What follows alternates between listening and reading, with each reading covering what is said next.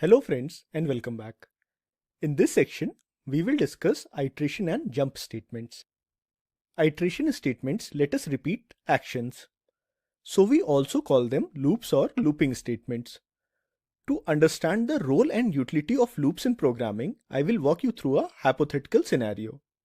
Let's say I am throwing a party at my house and 10 of my friends will be joining me. I want to instruct my computer through a Java program to bake 10 pizzas for my friends. What are the steps involved in making a pizza? We start by preparing the dough for the pizza. After that, we add pizza sauce, cheese and toppings of our choice to the pizza. Then we bake the pizza in oven for 15 minutes and our yummy pizza is ready. Our pretend pizza baking program will simply print a line for each of the steps of the pizza baking process.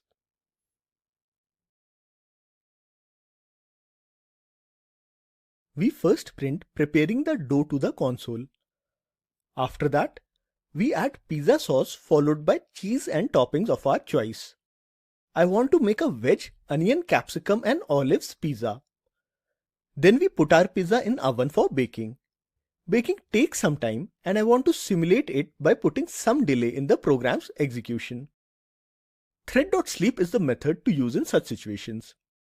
Thread.sleep pauses the execution of the program for a specified amount of time. The time is provided in milliseconds as an argument to the method. This line thread.sleep 1000 will introduce a delay of 1 second in program's execution. After that, we print pizza is ready to the console. Let me execute the program and show you the effect of thread.sleep. Once I execute the program, notice that the line pizza is ready will get printed after some delay. I will bring up the console window.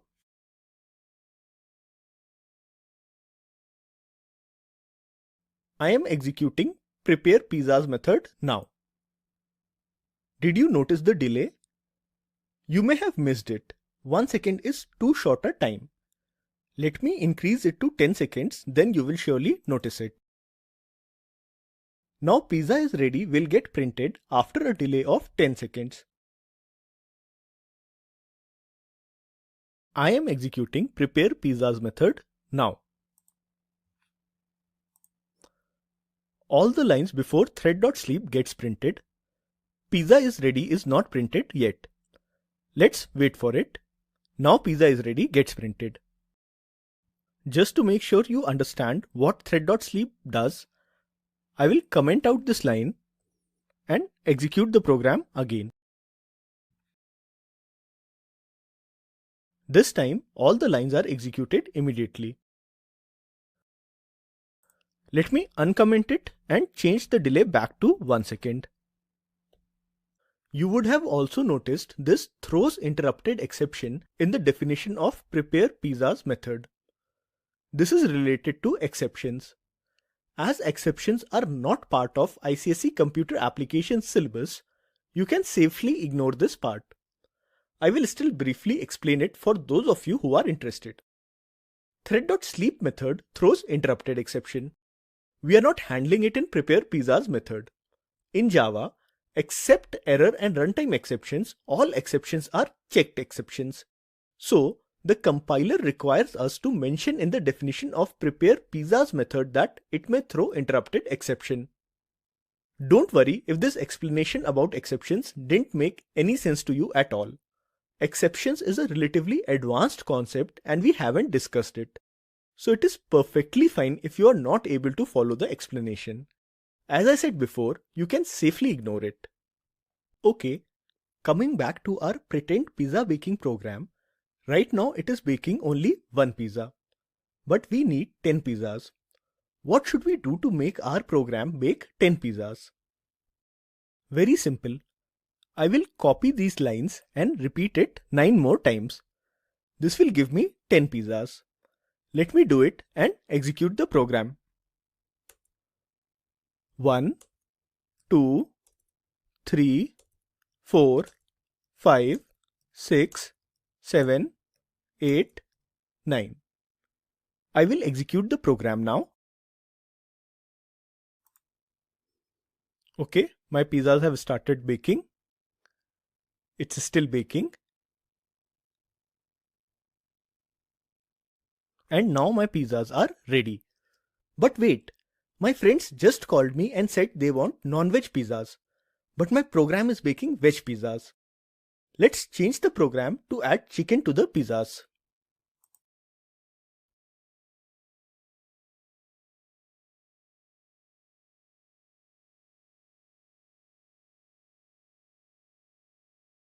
Now I need to make this change at 9 more places. So I'll copy this line and add it to the other 9 pizzas as well. 1, 2, 3, 4, 5, 6, 7, 8, 9. That was too much work. Just after making this change, I came to know that one more friend is coming, so I need 11 pizzas now. I'm going to repeat these lines one more time to bake 11 pizzas.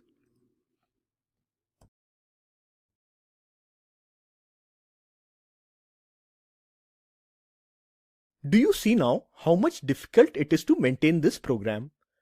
Even to make simple changes, so much effort is required.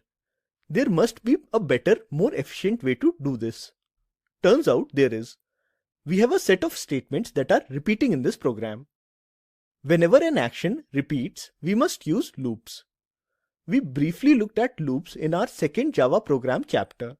Let's try using it here. This is the code to bake a single veg onion capsicum olives pizza that we started with initially. I will put it in a for loop to execute it 10 times.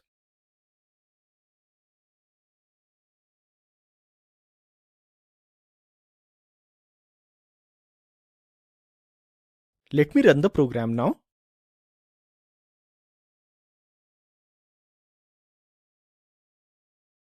Our 10 veg pizzas are ready.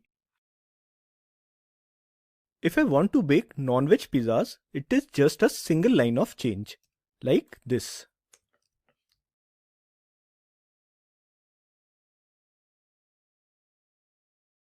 Instead of baking 10 pizzas always, I can change the program to ask me how many pizzas I need and bake that many pizzas. I will use the scanner class to take the number of pizzas to bake as input from the user.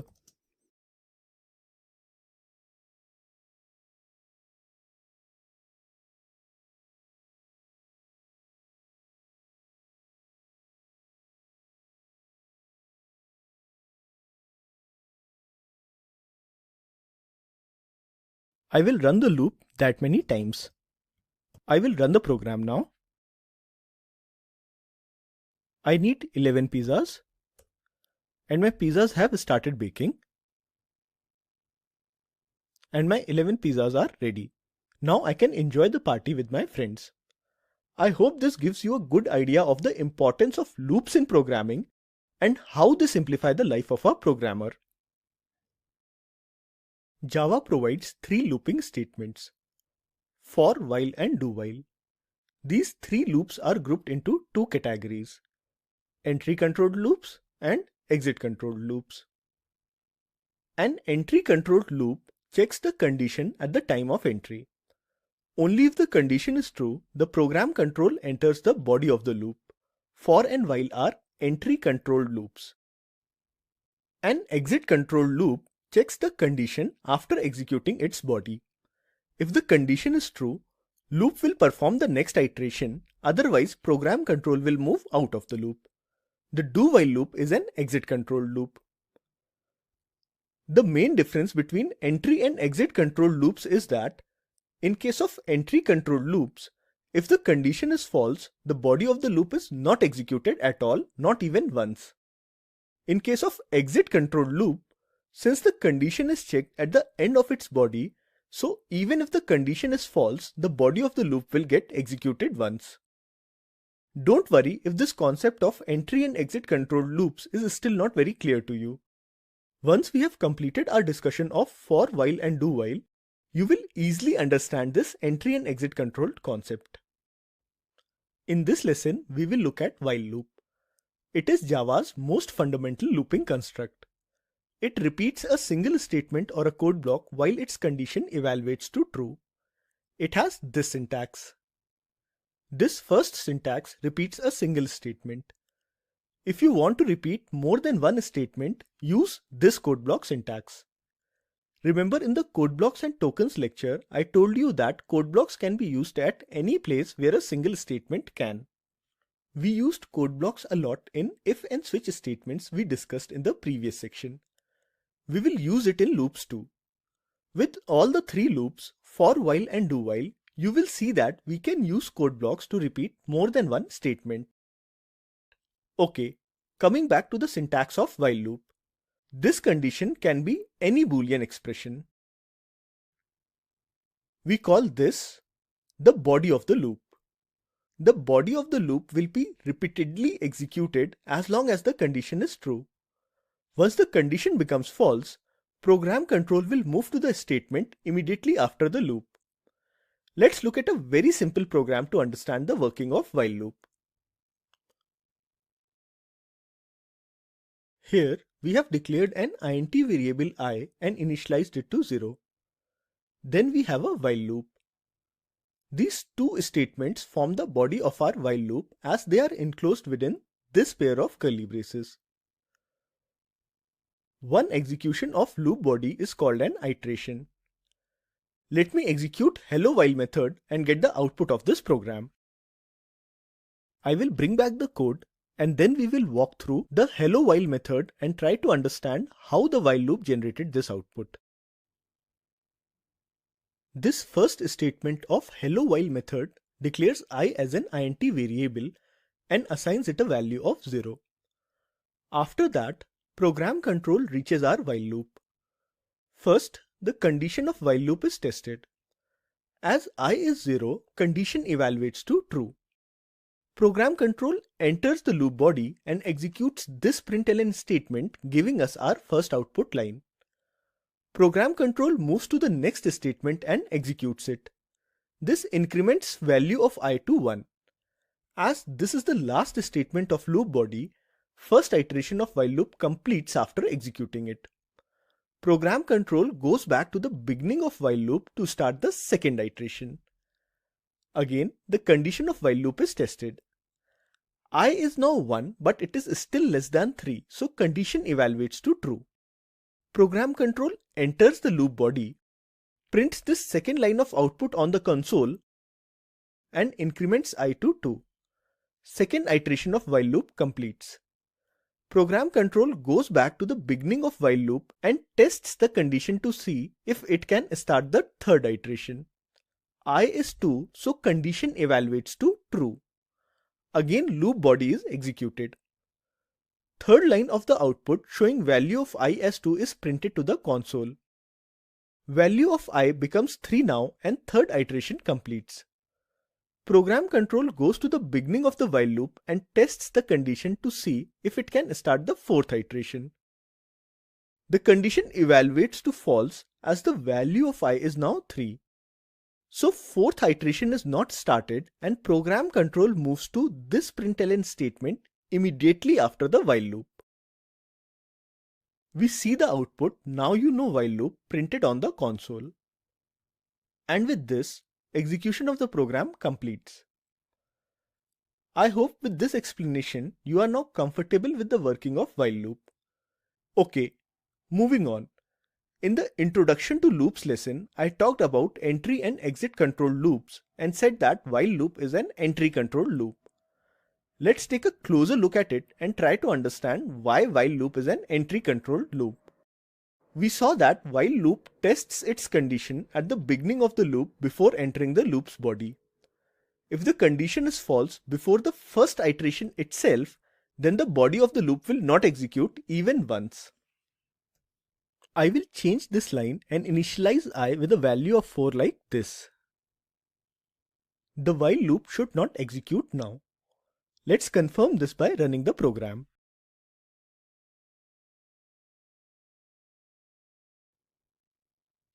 As you saw, while loop didn't execute. After initializing I with a value of 4, when program control comes to the while loop for the first time and tests the condition, it evaluates to false. Program control doesn't enter inside the loop's body and goes to the statement after the loop printing "Now you know while loop" to the console.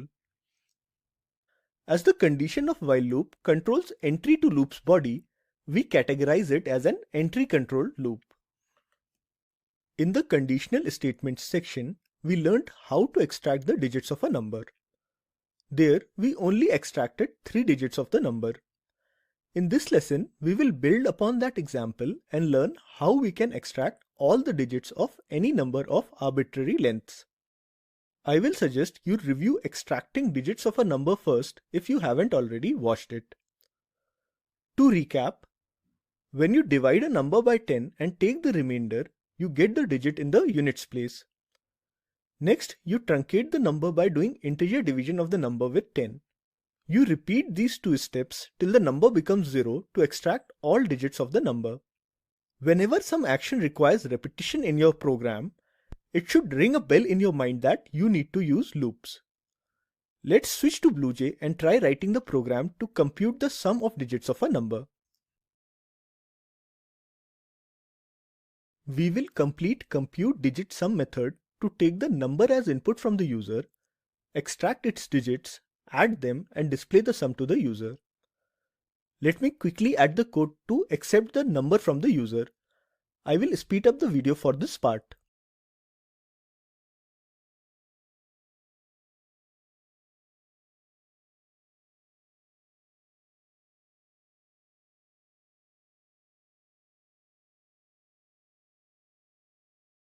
Now our compute digit sum method is asking the user to enter the number.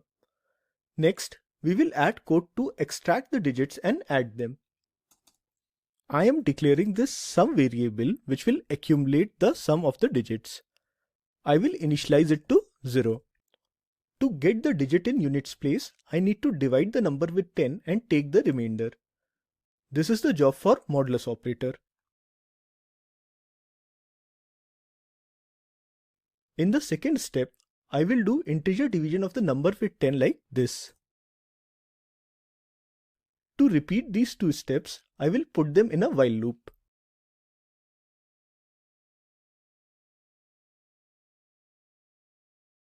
I need to repeat these steps till number becomes 0, so I will give the condition as num greater than 0.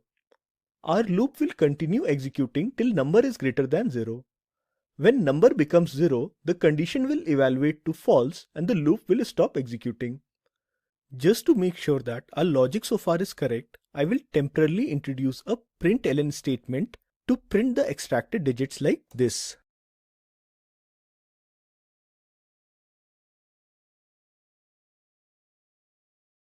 Let's run the program and check our logic so far.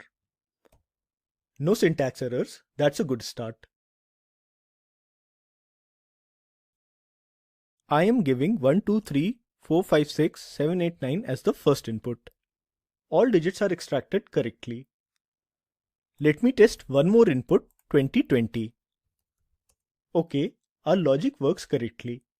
Let's go back to the code. To compute the sum, we just need to add the digit to our accumulator variable sum like this.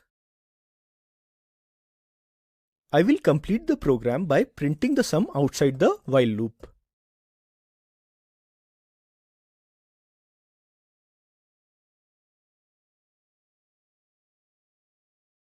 Our program is ready. Let's test it out.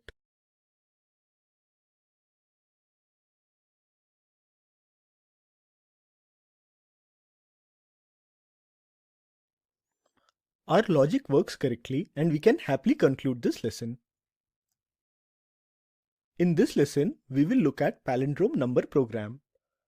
A number is said to be a palindrome number if it remains the same when its digits are reversed. 747, 121, 48984, 34543 are some examples of palindrome numbers. This is our palindrome number program. In this part of the program, we accept the number from the user with the help of a scanner class and make a copy of it to preserve the original input. This much of the while loop should look familiar to you from the last lesson. It is extracting each digit of the number into the digit variable.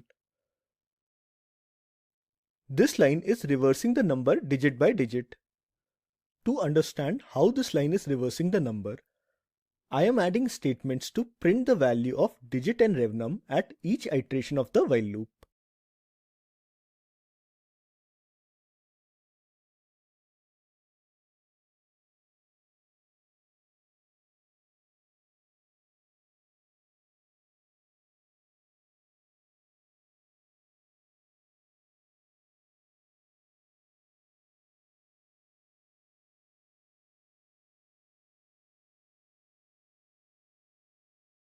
I will run the program now, giving it a non-palindromic number 123 as the input.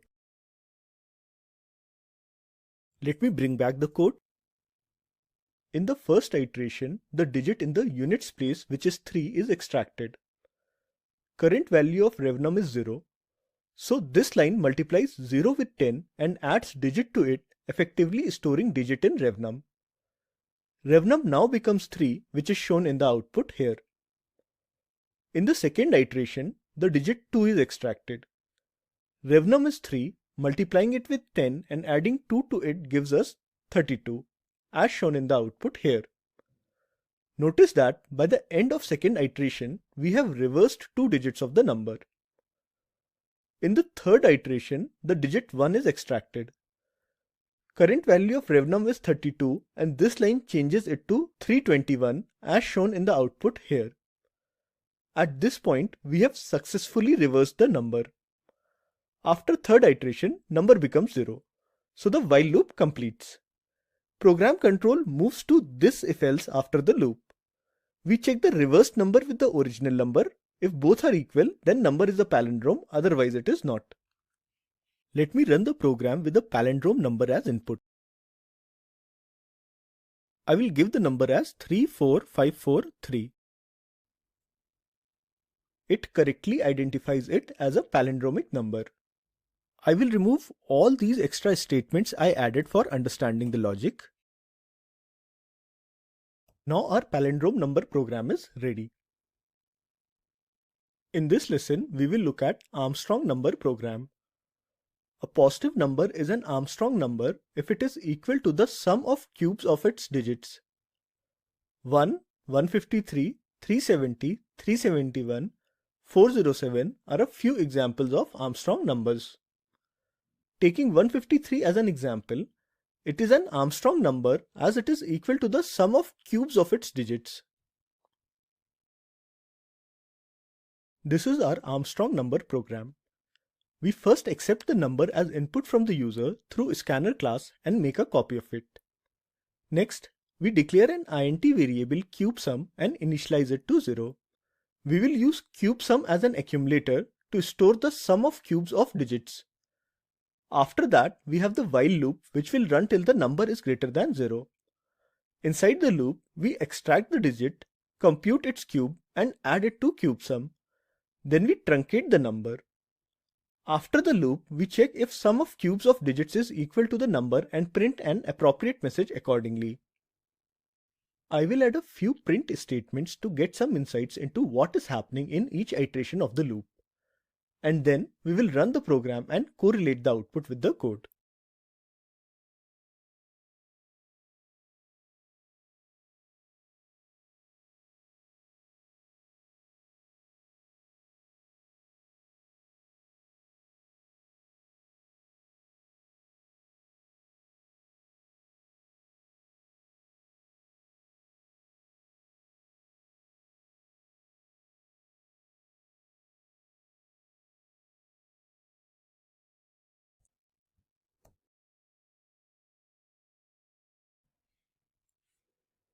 In the first iteration, the digit in the units place, which is 3, is extracted. CubeSum is 0.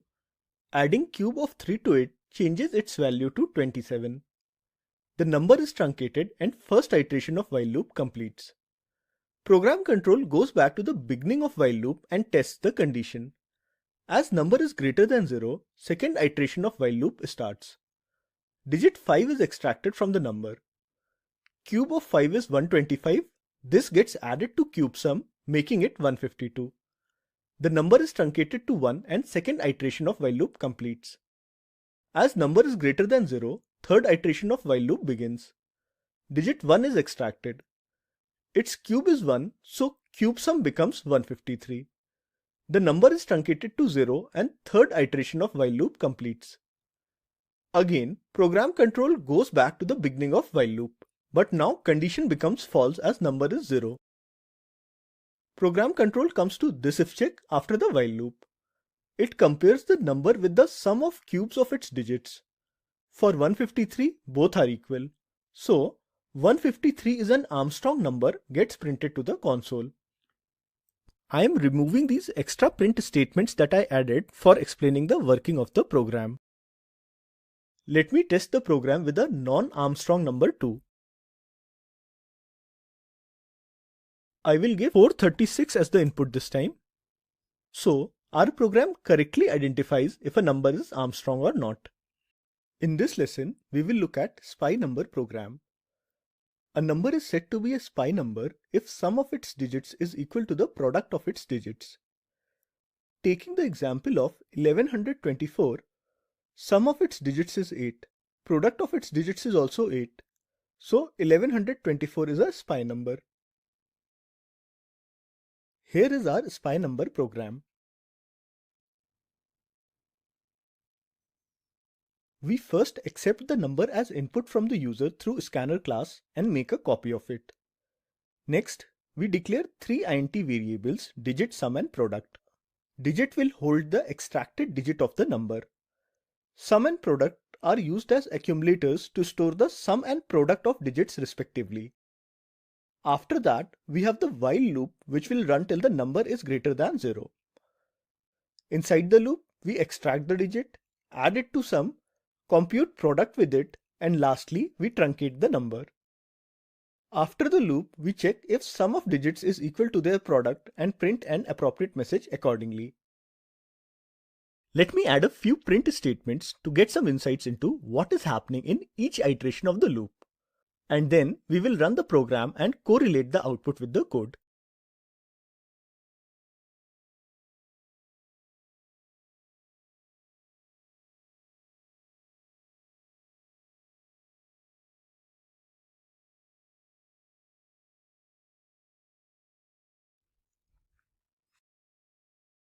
I will give 1, 2, 3 as input.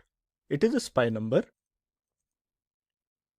Before the execution of while loop, value of sum and product is 0 and 1 respectively.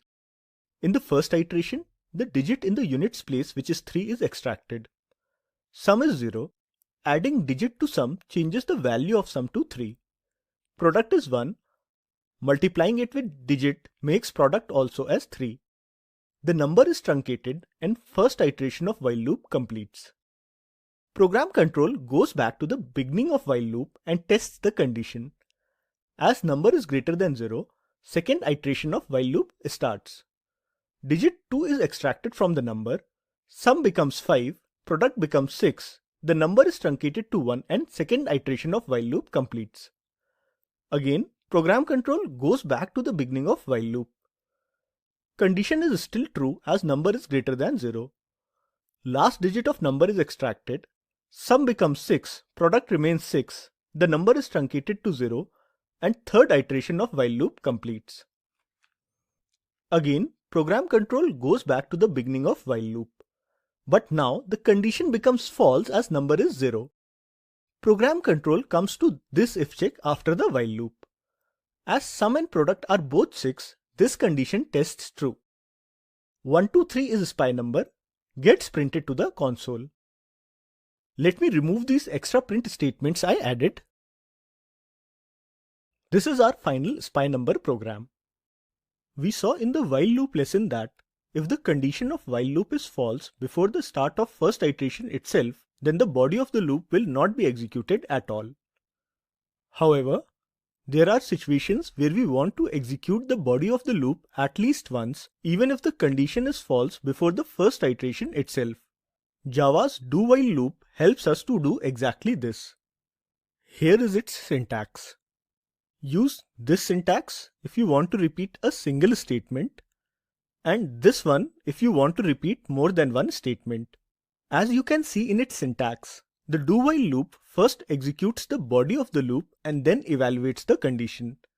So, the body of the loop is executed at least once even if the condition is false before the first iteration itself. As do-while loop tests its condition at the end of its body, it is categorized as exit-controlled loop.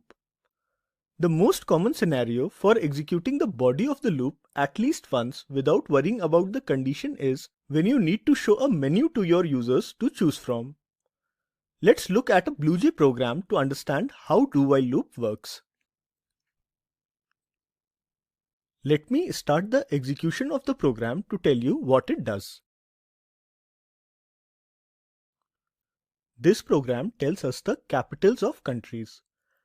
It presents a simple menu providing us an option of 5 countries: Azerbaijan, Canada, India, Kyrgyzstan, and Switzerland to choose from.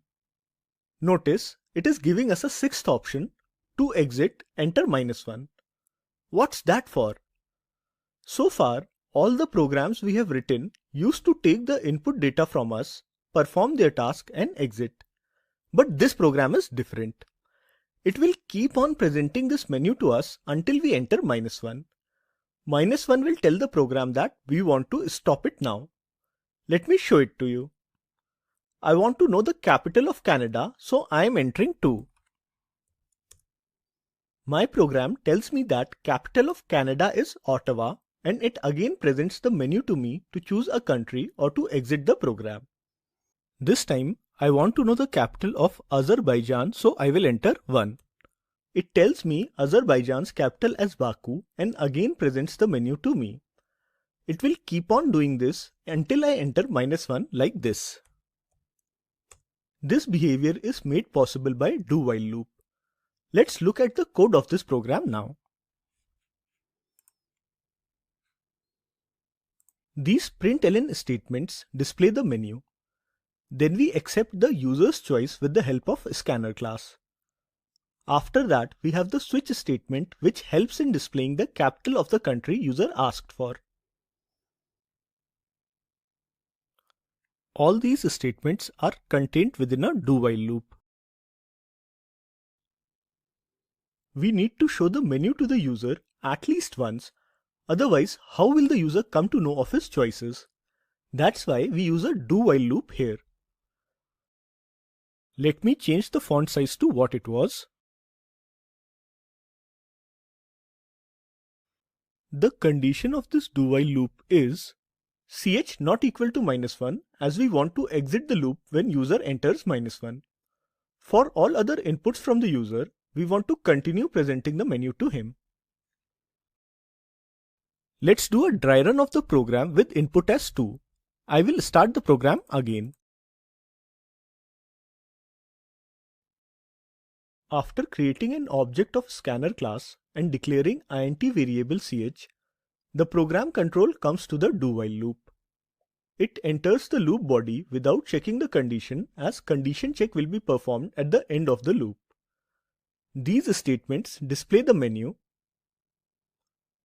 and then the program control waits for user input. I am giving 2 as the input. It gets assigned to ch. Program control reaches the switch statement. Case 2 gets matched as ch is 2, and this println statement gets executed, printing capital of Canada is Ottawa on the console. The break statement sends the program control outside of switch statement to this println statement. An empty line gets printed to the console. Program control reaches the end of do-while loop body, and now the condition check is performed for the first time. Ch is 2, so it is not equal to -1, and the condition evaluates to true. Program control goes back to the beginning of do-while loop and starts the next iteration. The menu is printed again to the console and program waits for user input. This time I will enter -1. Program control now comes to the switch statement. Case -1 is matched. This println statement prints by to the console. The break statement causes the program control to move to the println statement just after switch statement and print an empty line to the console. Program control comes to the end of the do-while loop and checks the condition. As ch is -1, the condition becomes false and program control moves out of the do-while loop. As there is no statement after the do-while loop, execution of the program completes. I hope this gives you a good idea of how do-while loop works and when to use it. Next, we will look at the for loop. We looked at a basic form of for loop in our second Java program chapter earlier in this course. In this lesson, we will dive deep into it and try to understand all of its features. For loop is an entry control loop. It has the following syntax. As we saw with the other loops, use this syntax if you want to repeat a single statement, and this one if you want to repeat more than one statement. Unlike while and do-while loops, the for loop groups its initialization, condition and update parts and mentions it at the start of the loop. Let's see how each of these parts work in case of for loops.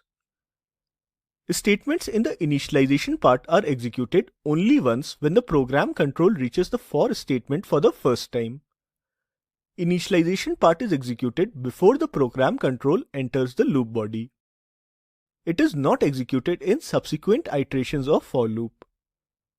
The condition part is tested on each iteration of the loop.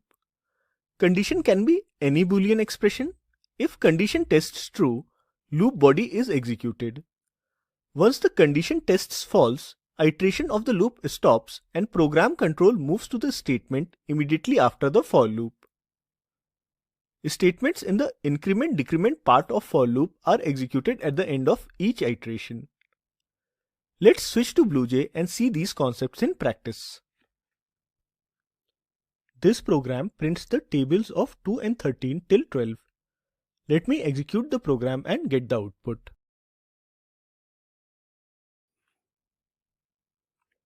The execution of demo for loop method begins from this statement. Since this is the first time that the program control has reached the beginning of this for loop, the initialization part of the loop is executed. It declares an int variable I and assigns it a value of 1. Next, the condition of the loop is checked. I is less than 12, so the condition tests true and first iteration of the for loop begins. Program control enters the loop body and executes this statement, assigning A the value of 2. It moves to the next statement and assigns B the value of 13. Next, this println statement is executed and we get our first output line on the console. Program control reaches the end of the loop body, so it again goes back to the beginning of for loop and executes the increment-decrement part. The value of I gets incremented to 2, and with this, the first iteration of for loop completes. Program control then tests the condition to see if it can start the second iteration. Condition tests true and second iteration of for loop begins. Note that initialization part of the loop is not executed now, as it is executed only once when the program control encounters the for loop for the first time. Similar to the first iteration, A gets assigned the value of 4, B gets assigned the value of 26, and the second output line is printed to the console. Program control goes back to the beginning of the loop, executes the increment-decrement part, changing the value of I to 3. Iteration of the for loop continues in a similar manner till the 12th iteration. In the 12th iteration, after executing this statement, program control goes back to the beginning of the loop and executes the increment-decrement part, changing the value of I to 13. This completes the 12th iteration. Now, when the program control tests the condition, it becomes false as I is now greater than 12. So, the 13th iteration of the for loop is not started. Program control moves to this statement after the for loop. A new line and then now you know for loop gets printed to the console. As this is the last statement of demo for loop method, execution of the program completes. Now you should have a good understanding of how for loop works. There is another important thing that I want to discuss with you, which often causes a lot of confusion. It is regarding the loop control variable. This I is called the loop control variable as it controls the number of iterations of the loop. Notice that we have declared I inside this opening and closing bracket in the initialization part of this for loop. When we declare a variable like this, its scope is limited only to the for loop inside which it is declared. So this I is seen only within the code block of this for loop. Outside the for loop, the variable I does not exist. Let me show it to you in code.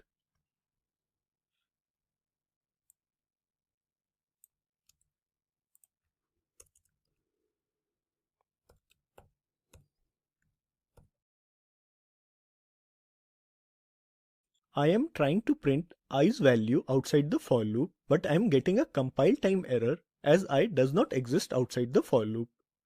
Most of the times, the loop control variable is only used within the loop. It is not needed outside. But if you need to use it outside the loop too, then you should declare it outside for like this.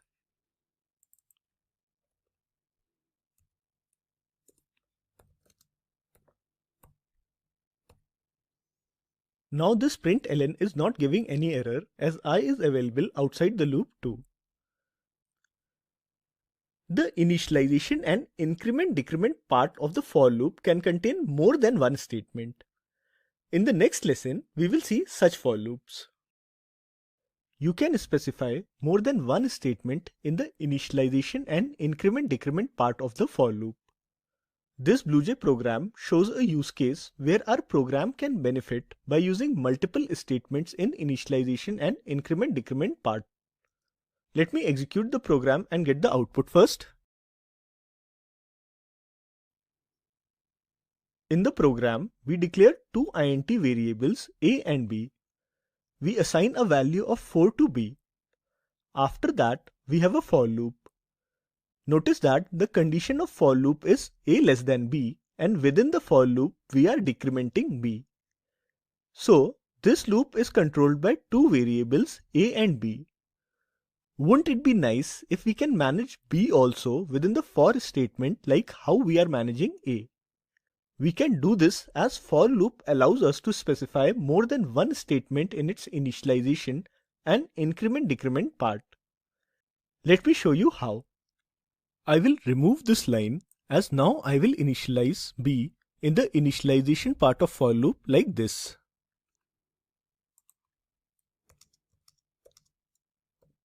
You can specify multiple statements in initialization and increment-decrement part by separating them with comma.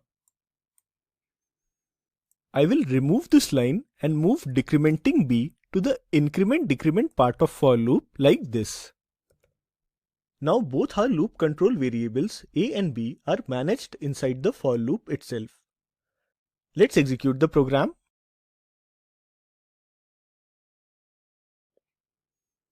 It generates the same output as before. In this lesson, we will look at a few variations of for loop. The initialization, condition, and increment-decrement part of for loop can be used in a variety of ways.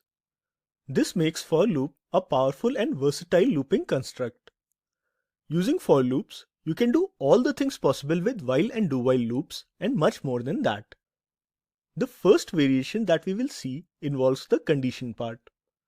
The conditional expression of the condition part need not test the loop control variable against some target value.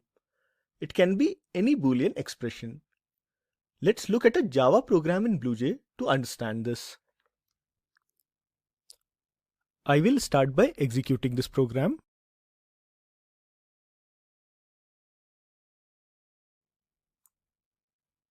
This program repeatedly asks the user to enter a character and prints its ASCII code. To stop the program, user should enter 0. At the end, the program also tells the user the count of characters entered by him. I will give A as the input. As you can see, after printing the ASCII code, it again asks me to enter another character. Let me try out a few inputs. I want to stop the program now, so I am giving 0 as the input. It tells me that I asked for ASCII codes of 5 characters and exits. Let's move to the code now and understand how we achieve this functionality with for loop. Here, in the first line, we declare an int variable I. We will use this to keep a count of the number of characters entered by the user. In the next line, we declare a char variable ch which will store the character entered by the user as input. Coming to the for loop, notice that we have used the variable I in initialization and increment-decrement part, but in the condition we have used the char variable ch. As I told you earlier, condition of a for loop can be any Boolean expression. It need not test the loop control variable only. In the body of the for loop, we ask the user to input a character, store it in the variable ch and display its ASCII code. We are incrementing I with each iteration of for loop. This helps us to keep a count of the number of characters entered by the user. Let's see how the loop will exit when the user enters 0. Let me run the program again.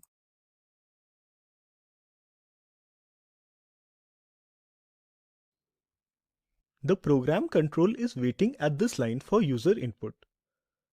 User gives 0 as input. Program control moves to the next line and prints ASCII code of 0. As this is the last statement of the loop body, program control goes back to the beginning of the for loop, increments I and then tests the condition. The condition becomes false as ch is equal to 0 and program control moves to this println statement after the for loop. It prints I as the count of the characters entered by the user and the program completes. I hope this gives you some idea about the versatility of the for loop. The next variation that we will learn is even more interesting. The initialization, condition and increment-decrement part of the for loop are optional. You can remove any or all of them if you want. For loop will still be syntactically valid. In our display ASCII code program, I can remove this initialization part of for loop and initialize I along with its declaration like this. This is a valid for loop. The code compiles with no errors. We can remove any part, but notice that we still need to write semicolons. Otherwise, we'll start getting errors. Putting back the semicolon. Now the code compiles fine again. Next, I will remove this increment-decrement part and move it inside the for loop like this. The code compiles just fine. Let me run it and show you that everything is working just like before.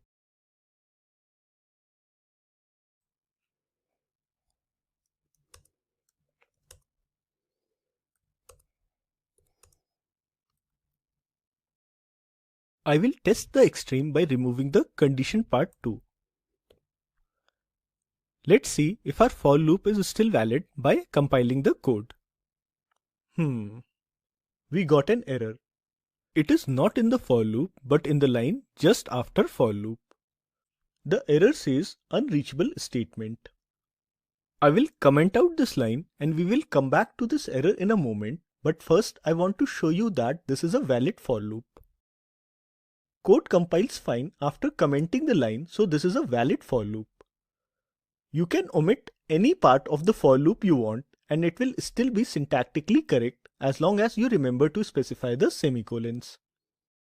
Coming back to the error we got for which we commented out this line, let me uncomment it now.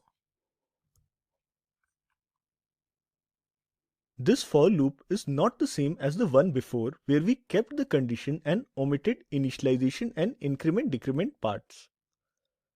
Since we have specified no condition, this for loop will continue iterating forever. It will never stop. We call such loops that never stop as infinite loop. So, the program control will never reach this println statement after the for loop. Java's compiler is very smart. It detects this infinite loop and marks this line in error saying that it is unreachable. I am commenting this again to run the program and show you the infinite loop.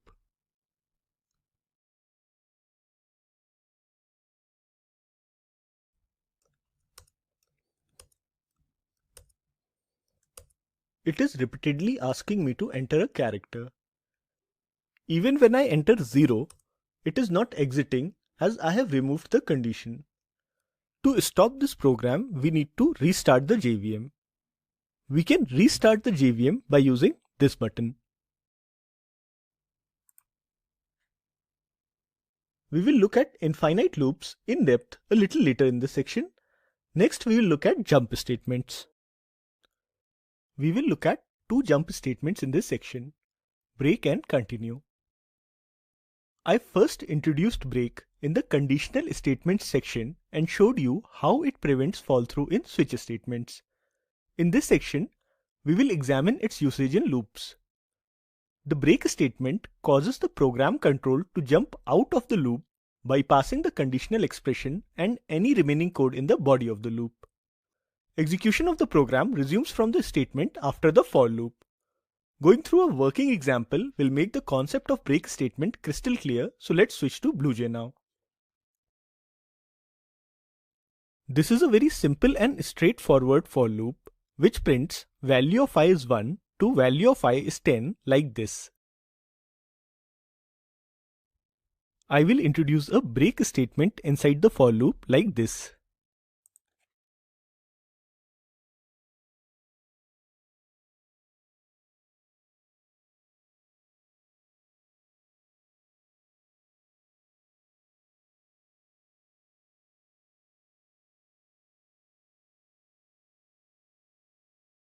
When the value of I becomes 5, this break will get executed. Let me execute the program and get the output.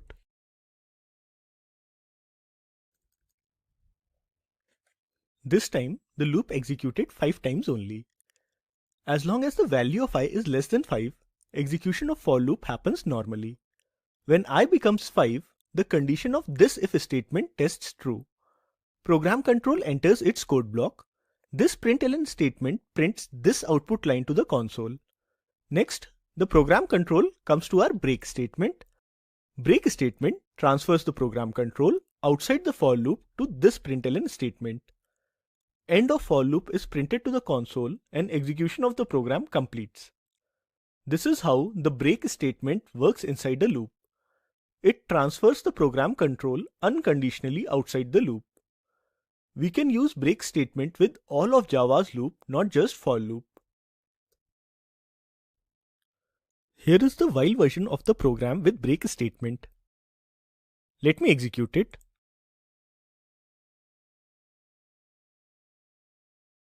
This works the same as the previous program. You can use break within a do-while loop in a similar manner. Here is the do-while version of the program. I will execute it and show you that the output is same as before.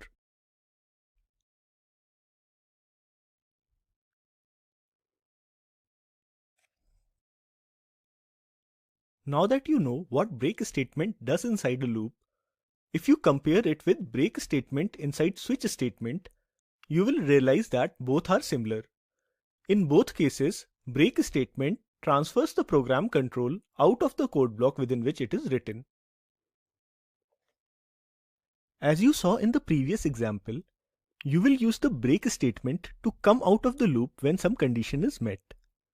Most of the times, once you are out of the loop, you will need to determine if the loop completed normally because its condition became false, or you came out of the loop using the break statement. I am sure whatever I am saying is not making much sense to you. So let's look at an example to understand this concretely. I want to write a program to check if the number entered by the user is a prime number or not. To check if the number is prime or not, I will use a very simple method. I will try to divide the number by all the numbers from 2 to half of that number. That is, from 2 to number divided by 2. If the number is not divisible by these numbers, then it is a prime number. Taking 9 as an example, 9 divided by 2 is 4.5. But we are doing integer division, so considering only the integer part, we get 4. Now, I will divide 9 by 2, 3 and 4.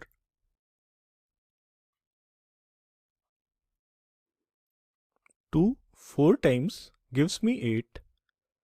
The remainder is 1, so 9 is not divisible by 2. Let's try the next number 3. 3 times gives me 9. So 9 is divisible by 3. Hence, 9 is not a prime number.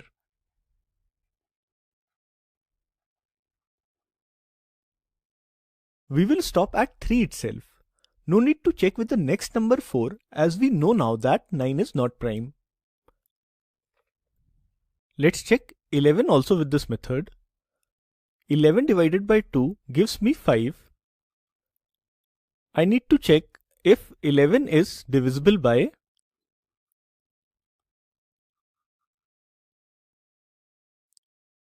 2, 3, 4 or 5. Let's start with 2.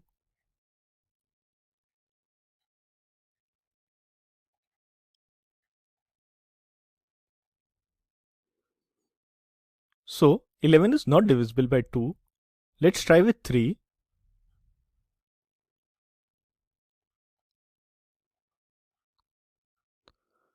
So 11 is not divisible by 3 also. Moving on to 4.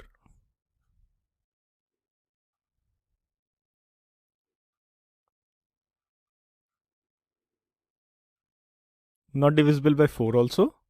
Let's try the last number 5.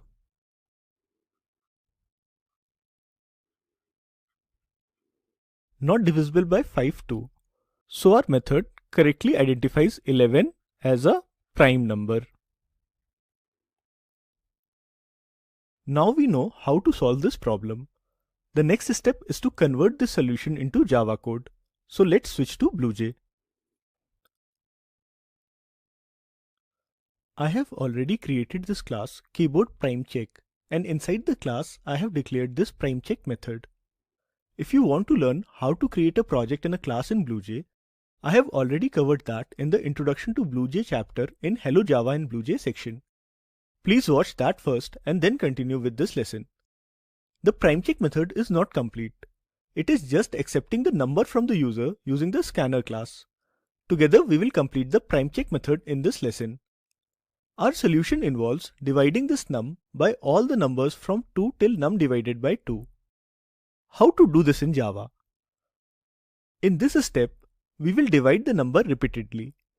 Whenever something repeats, we use loops.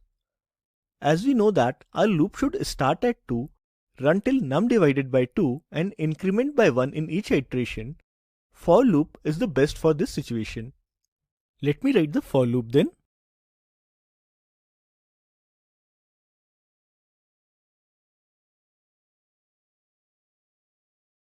Inside the loop, we need to check if I divides num, and we know that in Java, we use the modulus operator for this.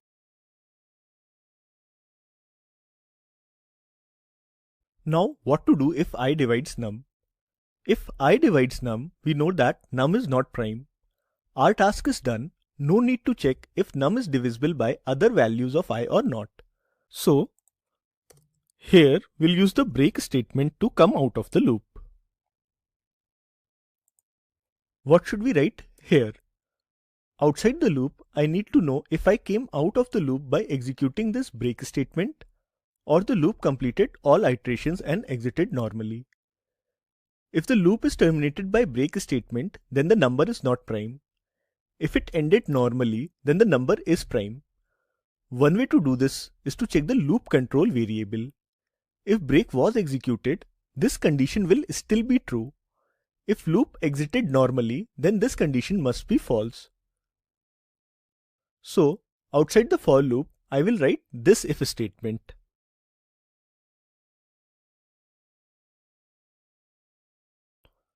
If break was executed, then num is not prime.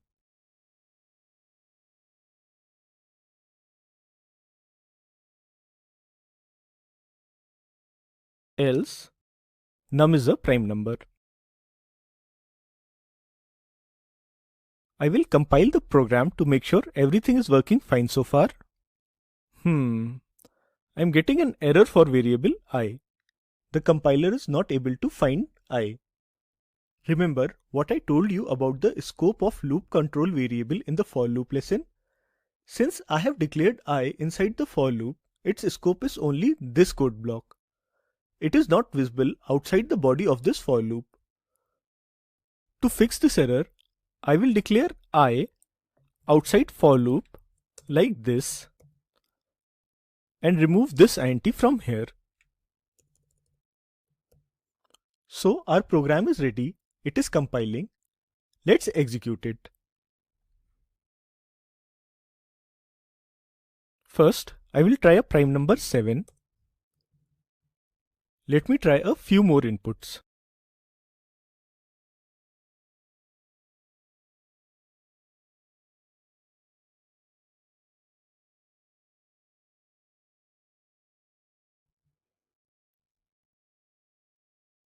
So, our program works correctly.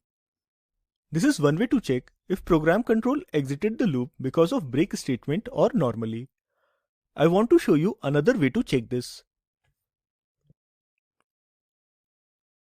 We have gone back to the state of the program before we introduced the if check for I outside for loop. In the previous approach, we used the loop control variable to check if the loop exited by executing break statement. In this approach, we will not use the loop control variable. I will declare a new Boolean variable isPrime and initialize it to true. You can think of it as I am starting with an assumption that the number entered by the user is prime. Inside the loop, when I find the number is not prime, I will change isPrime to false and break out of the loop.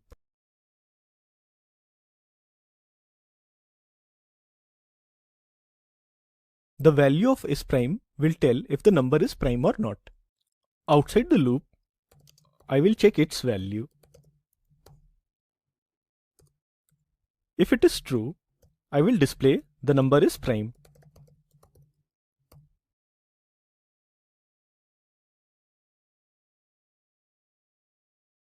Else, I will display the number is not prime. The code compiles fine. Let's execute it and try out a few inputs.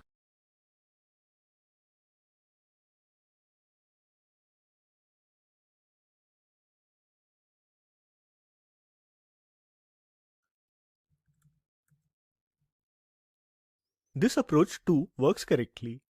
So, I showed you two approaches to find out if the loop completed normally or exited early by executing break statement.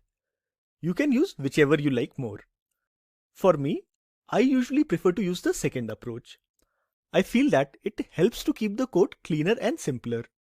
In the second approach, we are using the loop control variable only to control the loop.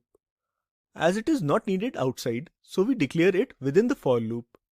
The use of Boolean variable isPrime makes the code intuitive and easier to understand. These are my reasons for using the second approach.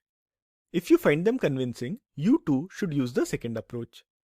In this lesson, we will look at the second jump statement, continue.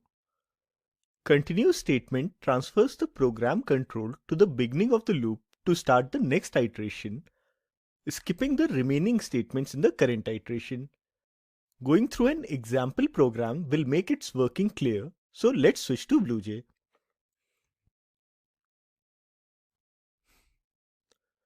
This is a very simple example program which prints the odd numbers between 1 and 5 using the continue statement.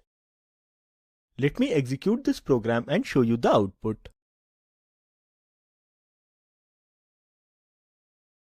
As I told you, it prints the odd numbers 1, 3 and 5. Now let's go over the program to understand the working of continue statement. Demo continue method starts with a for loop.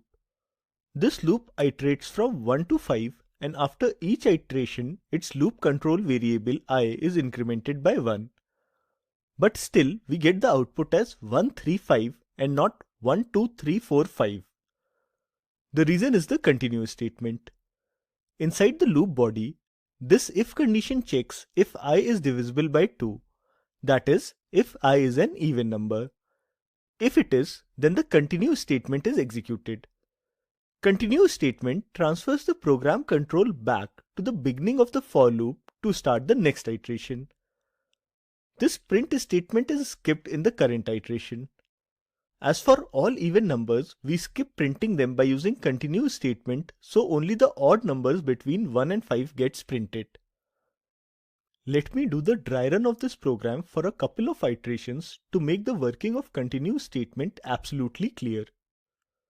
Program control comes to the for loop. I is initialized to 1. As the loop condition is true, program control enters the loop body. I is 1, so it is not divisible by 2. This if condition is false. Program control moves to the print statement. Value of I, which is 1, gets printed to the console. Program control goes back to the beginning of the for loop. Update part of the loop increments I to 2.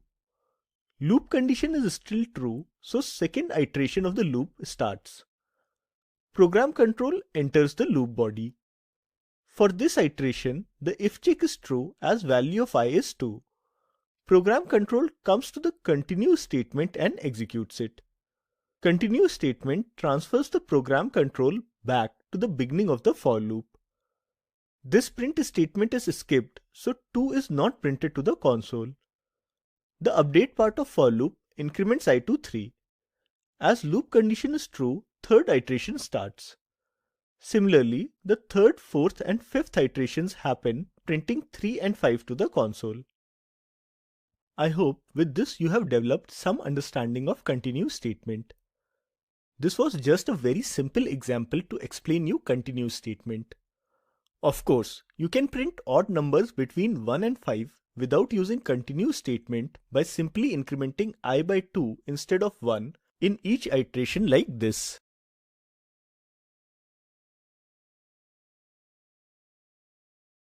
But the purpose here was to explain you the working of continue statement. In fact, good uses of continue statements are rare, as Java provides a rich set of loop statements which fit most applications.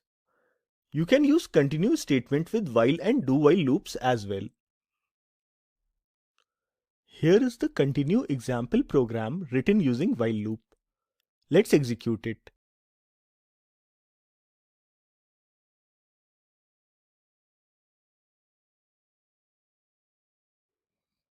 We get the same output.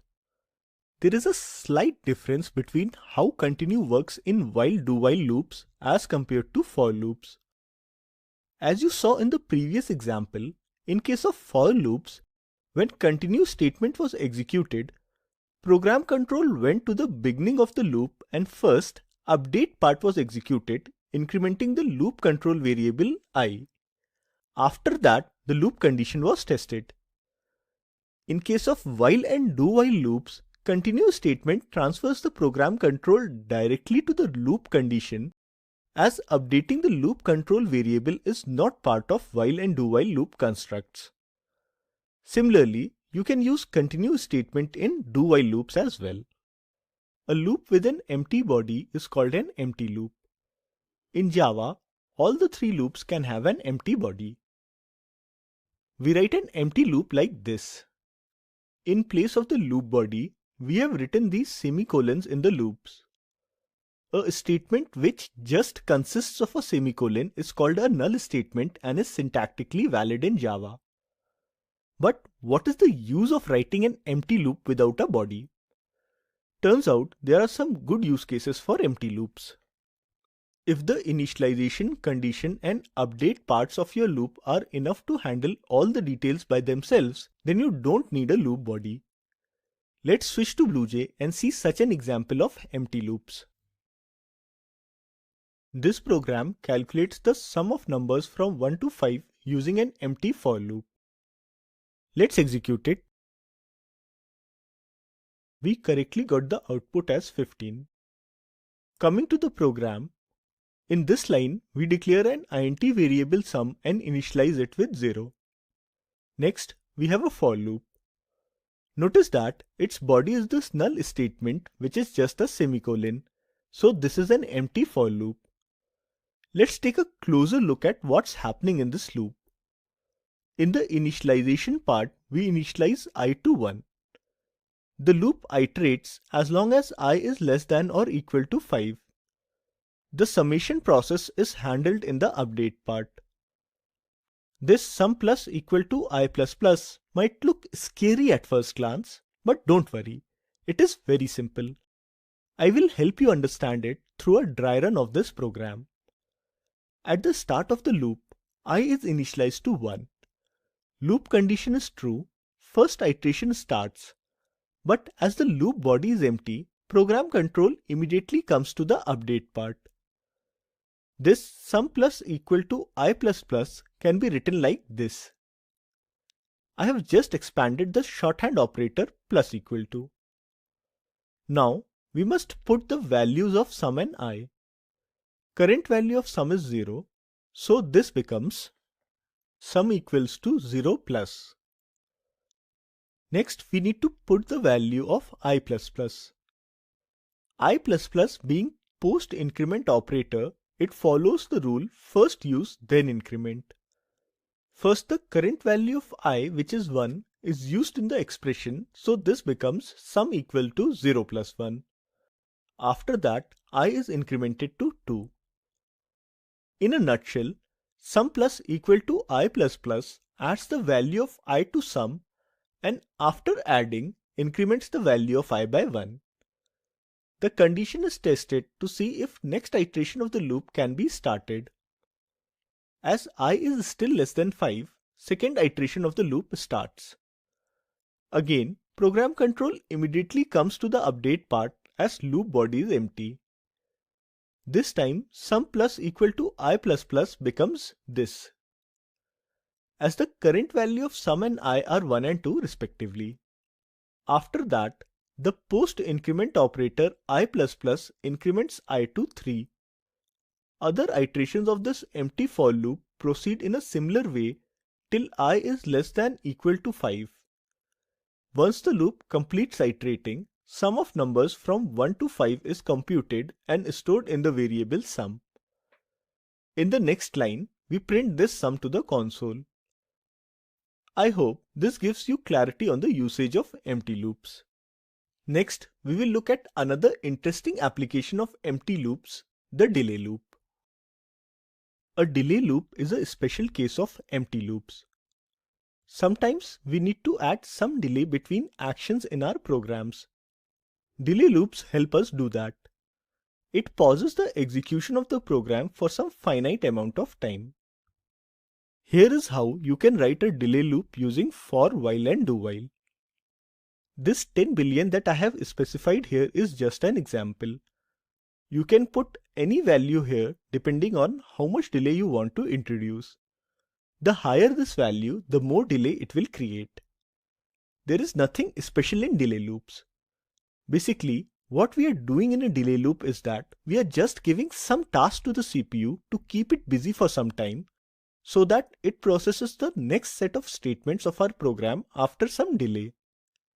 In these examples of delay loops, we are asking the CPU to count from 0 to 10 billion before processing the next statement. The time CPU will take to count from 0 to 10 billion will be seen as a delay in the execution of our program. So the basic purpose of a delay loop is to keep the CPU busy with some task to create a delay. If I ask the CPU to count from 0 to 10 billion, or 10 billion to 0, in both these cases, I will create the same amount of delay. So, I can write these delay loops like this also. Instead of going from 0 to 10 billion, the loops are now going from 10 billion to 0. For the purpose of delay loops, I am repeating it again. For the purpose of only delay loops, these two sets of loops are the same. Let's now switch to BlueJ and see one of these delay loops in action. This program will first print A to the console, then after some delay, it will print B to the console. Let's execute it. A is printed, now the delay loop is executing, and now B is printed after some delay. If I decrease this number, the delay will decrease. I am removing 10. Now this is 1 billion. Let's execute it.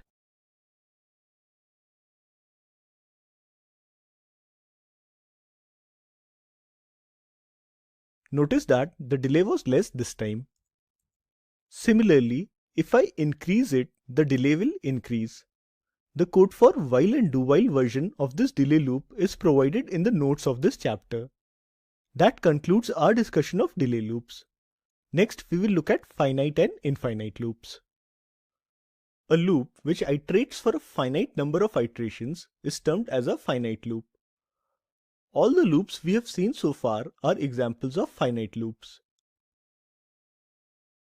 A loop which continues iterating indefinitely and never stops is termed as an infinite loop. We briefly looked at infinite loops using for statement in the for loop variations chapter. Now we will discuss infinite loops in depth. A loop becomes an infinite loop when its condition always evaluates to true.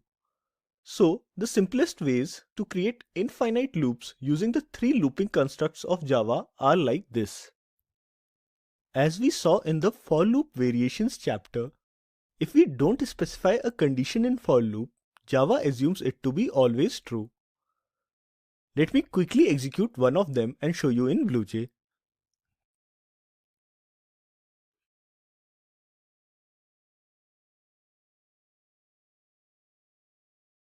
As you can see, this loop iterates forever as its condition is always true. To stop it, I will restart the JVM using this button.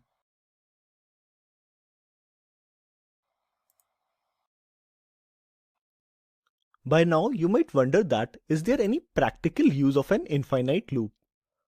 After all, it just continues running endlessly. In most practical use cases of infinite loops, break statement handles termination of the loop when the required condition is met. Let's see an example where such an infinite loop might be helpful. This program keeps on asking the user to enter a number and displays its sum of digits until the user enters a number whose sum of digits is equal to 9. Let me execute it and show you it's working. Then we will look at its code. It starts by asking for a number. I will give 52. It displays the sum of digits as 7, says loop will continue, and again asks to input a number. I will give 645 this time. It will continue like this. If I enter a number whose sum of digits is 9, like 72, the loop stops. Now that you are clear with what this program does, let's look at its code to understand how it does it. This is our infinite while loop, which continuously keeps asking the user to enter a number. Inside the loop, we calculate the sum of digits of the number and display it. If the sum is equal to 9, we tell the user that the loop will stop now and execute the break statement to end the loop. Otherwise, we tell the user that the loop will continue and it keeps on iterating. That's a relatively simpler application of an infinite loop where we terminate the loop based on some special termination condition. Most often, we end up creating an infinite loop in place of a finite loop because of very basic logical mistakes in our programs. In this lesson, I will show you a few of them. Whenever you are writing loops, be very careful that you don't make such mistakes and end up creating an infinite loop instead of a finite one. The most common mistake I have seen students make is forgetting to update the loop control variable when writing a while loop. In while and do while loops, updating the loop control variable is not part of the loop syntax. So it is very easy to forget it and create an infinite loop. Let me show you an example of this mistake in BlueJ. I want to print numbers from 1 to 10 using a while loop. I will first declare and initialize the loop control variable to 1. After that, I will write my while loop. Inside the loop, I will print I. I am thrilled and excited that I have finished my program so quickly. I can't wait to execute it. After executing, I come to know that my program is not giving me the expected output. Instead of printing the numbers from 1 to 10, it is printing 1 in an infinite loop. Let's stop the program by restarting the JVM and go back to the code. Notice that I forgot to increment I inside the while loop. Because of this, the while loop became an infinite loop as the value of I is always 1. So the loop's condition is always true. To fix it, I will increment I inside the loop like this. I will run it again.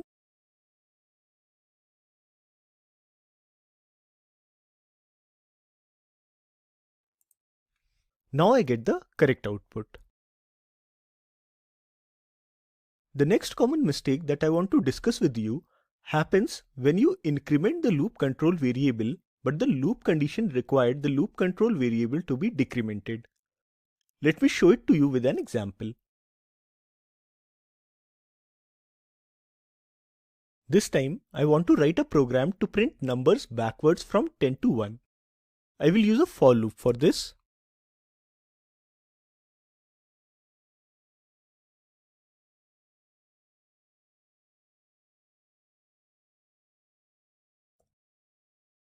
Now, happily, I will execute the program, only to find that my program is printing numbers in an infinite loop. Let's restart the JVM to stop the infinite loop and go back to the code. The reason for this infinite loop is that instead of decrementing I, we are incrementing it. Because of this, I is always greater than 1 and the loop condition is always true, resulting in an infinite loop. To get the correct output, we should decrement I like this.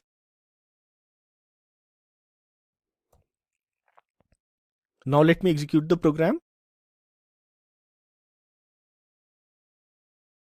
This time I get the correct output. So when writing loops, be very careful about whether you need to increment or decrement the loop control variable. Now that I have told you about these possible mistakes, I am confident you will not lose marks because of them.